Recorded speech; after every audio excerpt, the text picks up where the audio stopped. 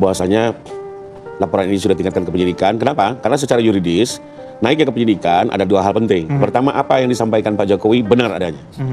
Kedua, bahwa benar Pak Jokowi adalah korban dari dugaan tindak pidana yang dilakukan oleh beberapa pihak.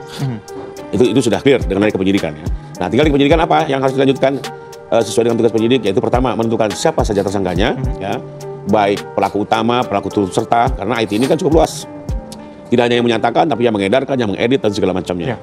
Karena kalau tidak ada kerjasama itu tidak mungkin tersiar. Lalu kedua, mengumpulkan alat bukti, ya, selengkap mungkin, sesempurna mungkin, termasuk untuk membuktikan masing-masing peran. Nah, jadi ini yang akan bergulir di tingkat penyidikan.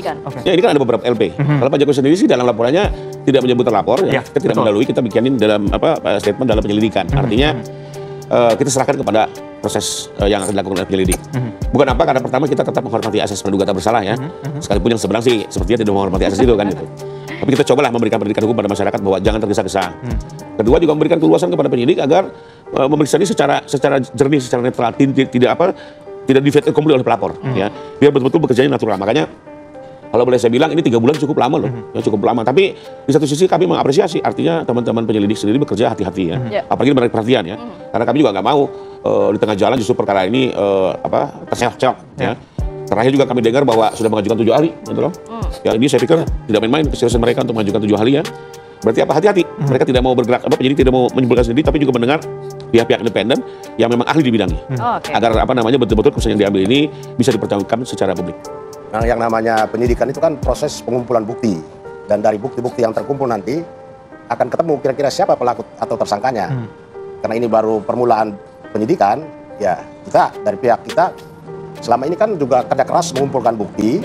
Karena di dalam proses penyidikan tindak pidana delik aduan, khususnya pencemaran nama baik itu kan ada satu proses di mana pihak yang disebut-sebut sebagai pelaku itu nanti diberi kesempatan untuk membuktikan pernyataan-pernyataannya. Apakah betul ijazah Jokowi itu palsu? Karena proses untuk menguji bukti apakah ijazah Jokowi ini palsu atau tidak, selama ini ya baik terhadap perkara Bambang Tri maupun penyelidikan yang di Bareskrim Polri itu kan belum pernah ketemu uji bukti antara pihak pelapor dan pihak yang dilaporkan. Nah, diharapkan dalam mekanisme penyidikan ini karena ada ketentuan yang menyatakan bahwa jika pihak yang dilaporkan itu dibolehkan membuktikan tentang tuduhan dia, disitulah adu bukti itu terjadi. Sehingga kita harapkan di tahap penyidikan ini ijazah Jokowi dan bukti-bukti yang dimiliki oleh pihak yang dituduh ini diadu di situ. Sehingga nanti kelihatannya penyidikan di Polda Metro Jaya ini akan lebih terbuka, lebih fair. Kedua belah pihak akan diberi kesempatan yang sama untuk adu bukti. Kita punya keyakinan bahwa apa yang dilakukan oleh pihak-pihak yang dituduh sekarang itu tidak masuk dalam kualifikasi tindak pidana karena yang dilakukan itu bukan untuk kepentingan Jokowi atau kepentingan pribadi mereka, tetapi itu semata-mata untuk kepentingan umum. Oke, Bang Rifai gimana tanggapannya? Ya, kembali lagi pertama kita tunggu proses penyidikan yang dilakukan oleh teman-teman penyidik. Tentunya mereka juga akan melihat ini dari pendapat kedua belah pihak ya, termasuk juga dengan melihat kaidah hukum selama ini baik secara norma maupun jurisprudensi Mahkamah Agung. Bahwa apakah pembelaan terkait kepentingan umum ya nanti kita akan lihat gitu ya. Sekalipun dari pandangan kami ini nggak ada kaitannya dengan kepentingan umum karena memang lebih kepada niat untuk mendiskreditkan Pak Jokowi ya. Dan bahkan di beberapa kesempatan lain dan sudah kami jadikan bukti juga bahwa orang-orang yang selama ini mengklaim sebagai peneliti ternyata juga memiliki kepentingan lain. Itu terlihat dari kalimat-kalimat yang masuk ke arena politik, misalnya ingin mengasingkan Pak Jokowi. Lalu apalagi ada yang bilang ingin mengirim ke Nusa Kambangan. Itu kan kalau memang sebagai seorang ahli sepertinya nggak tepat bicara seperti itu ya. Karena ahli yang benar itu dia harus objektif, independen, hanya bicara terkait bidangnya dan tidak bicara di publik. Sebagai contoh, Polda sudah memeriksa 7 ahli. Ada yang bicara di publik? Tidak ada satupun. Kenapa? Karena tujuan mereka untuk penelitian disajikan ke persidangan. Sementara kalau ini selain juga kami dalam pandangan kami penelitiannya pun juga tidak kompeten ya. Karena setelah ditelusuri juga pendidikannya tidak linear, bidang pekerjaannya bukan di situ, ya. Bahkan ada informasi tidak memiliki privat, ya. Dan metodenya pun keliru, ya. Karena kami juga sudah diskusi dengan beberapa ahli digital forensik, itu mereka komunitas digital forensik menyatakan mereka tidak memiliki kompetensi untuk menguji sesuatu yang analog, gitu, ya.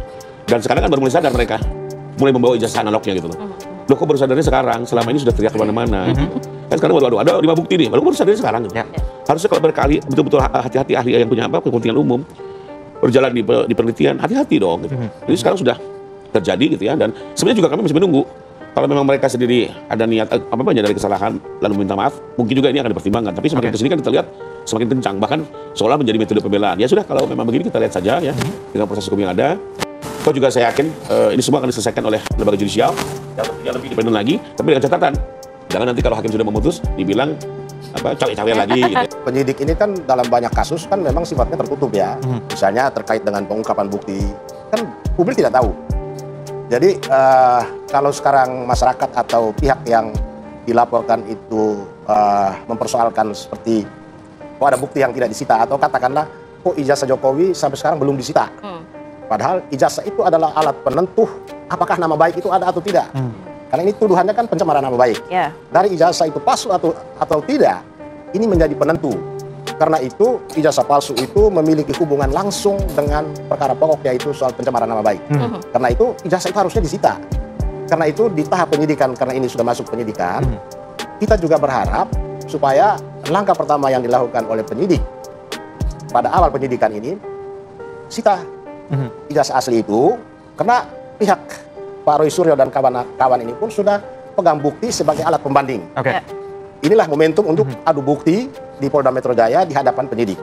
Bukti-bukti yang sekarang dikuasai oleh Pak Roy Suryo, Pak Rismon, mungkin juga Dr. Diva, ini kan bagian dari strategi.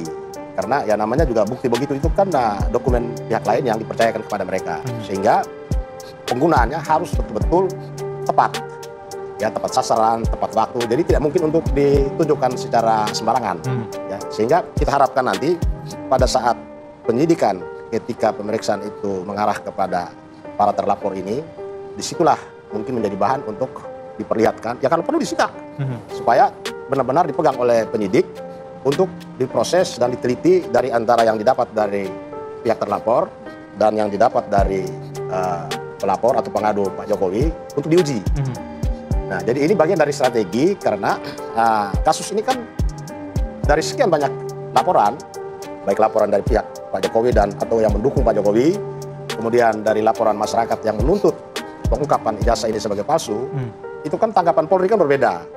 Kalau dari pihak masyarakat yang melapor soal ini palsu, itu seperti dipimpong, ya nggak bisa dibuat LP, ya akhirnya kan masuk ke Dumas. Nah, kalau masuk ke Dumas itu kan buat masyarakat yang melapor, ini dinilai sebagai ini dianggap ya ini KW2 ini, laporan asal-asalan, ya udah di Dumas saja supaya jadi masyarakat tidak diproses gitu ya? Diproses tapi ya jalannya tersendat-sendat gitu. Karena berangkat dari yang diperjuangkan ini adalah kepentingan umum, sehingga memaafkan itu menjadi prioritas yang terakhir, di ujung. Prioritas pertama ini harus clear dulu. Baik. Sempat ada pernyataan juga bahwa ketika menunjukkan ataupun sudah melihat ijazahnya juga akan selesai kasusnya.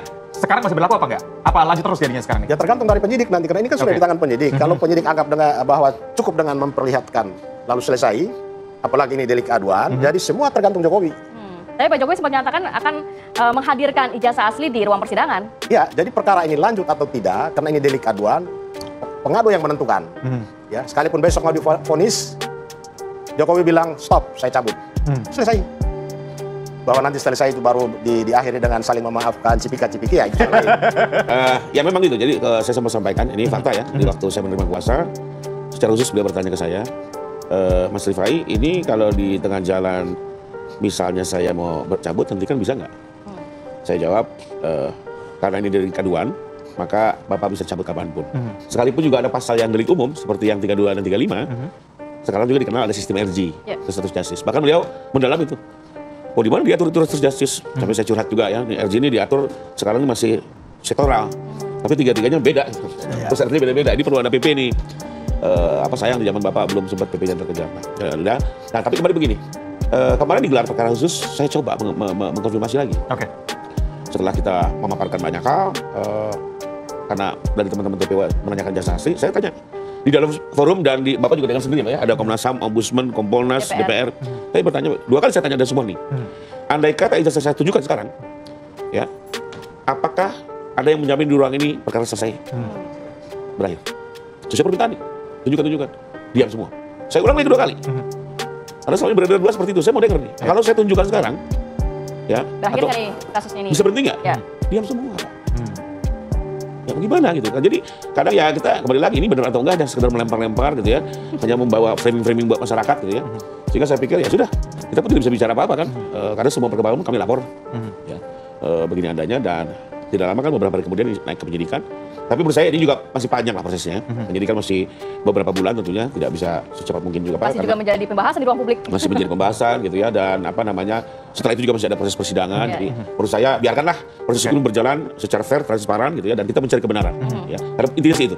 Ya, kebenaran itu harus diwujudkan. Karena buat Pak Jokowi juga penting. Ya. Kembali lagi tujuan Pak Jokowi melapor 2. Satu, agar nama baik dan kehormatannya bisa dipulihkan. Ya. Dan itu soal pernyataan dari pengadilan. Lalu kedua, agar soal ijazah ini clear.